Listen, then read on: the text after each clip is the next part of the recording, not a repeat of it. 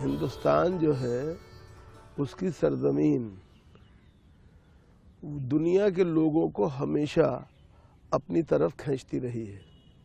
اس سرزمین میں ایک مقناطیسی کشش ہے، اور یونانی بھی آئے اور ایرانی بھی آئے اور سب آتے رہے۔ جب یہ آئے تو ظاہری بات ہے کہ مقامی زبان سے وہ پوری طرح واقف نہیں، پوری طرح کیا بالکل واقف نہیں تھے۔ ایسی صورت میں جو آپس میں لین دین تھا، ثقافتی تبادلہ تھا، بازار میں ایک دوسرے کے ساتھ تعلق تھا، اس نے ایک نئی زبان کو جنم دینا شروع کیا۔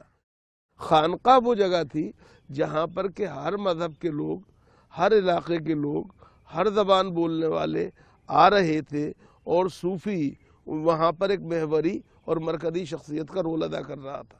دیکھیے، اردو جیسے کہ اس لفظ سے ظاہر ہے، اس کے معنی ہے لشکر، اور لشکر میں مختلف قوموں، مختلف رنگوں، مختلف نسلوں کے لوگ ہوتے ہیں۔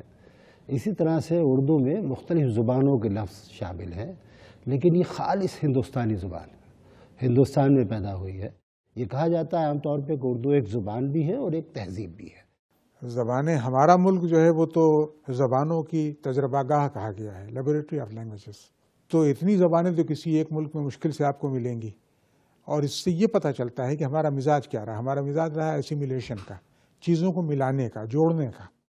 مسلمان آئے یہاں 11ویں سینچری AD میں، ان کے آنے کے ساتھ ظاہر کچھ نئی زبانیں آئی تھیں یہاں، ٹرکش، عربک، پرشین، یہ ان کی زبانیں تھیں۔ مسلمانوں سے پہلے بھی لوگ آئے اور ان کے بعد بھی لوگ آئے، لیکن کسی نے اسے اپنا وطن نہیں بنایا تھا۔ مسلمانوں نے آ کر کے اس دیش کو اپنا وطن بنا لیا، اس ملک کو اپنا وطن بنا لیا۔ یہاں کی زبانوں سے انہوں نے بہت کچھ سیکھا، اور یہاں کی زبانوں کو انہوں نے بہت کچھ سکھایا۔ چنانچہ رام چرت مانس تک میں آپ کو ٹرکش اور پرشین اور عربک ورڈز کئی سو مل جائیں گے آپ اس طریقے سے۔ اور شاعری میں جو ہمارے یہاں کلاسیکی اصناف پہلے سے موجود تھی، جن کے اثرات اردو پہ پڑے، فارسی شاعری پہلے سے یہاں موجود تھی، عربی کے اثرات فارسی پہ موجود تھے اور یہاں کے ادب پر بھی موجود تھے۔ سنسکرت کے بہت پرانی زبان ہے، اس کا لٹریچر بہت رچ ہے، اس کے اثرات بھی یہاں تھے۔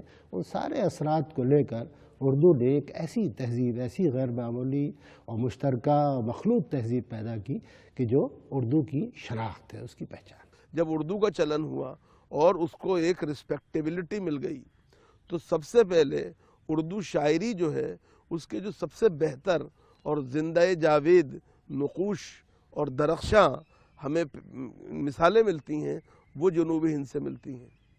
قلی قطب شاہ کو ہم پہلا صاحب دیوان شاعر مانتے ہیں۔ دیکھیے، اردو زبان کے کئی شیڈز ملتے ہیں۔ ایک شیڈ تو وہ ہے جو آپ نے کہا، شاعروں کی زبان الگ ہے، الگ بھی ہے اور ملی جلی بھی ہے۔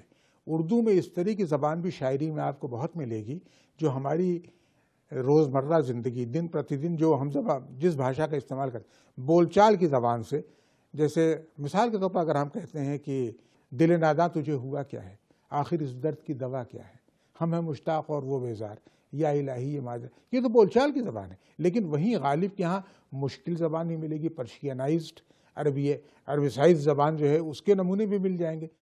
اردو مسلمانوں کی زبان نہیں ہے۔ کیرالہ میں رہنے والے مسلمانوں کی زبان ملیالم ہے، ویکم محمد بشیر ملیالم میں لکھتے تھے۔ تمل ناڈو میں رہنے والوں کی زبان، مسلمانوں کی زبان تمل ہے۔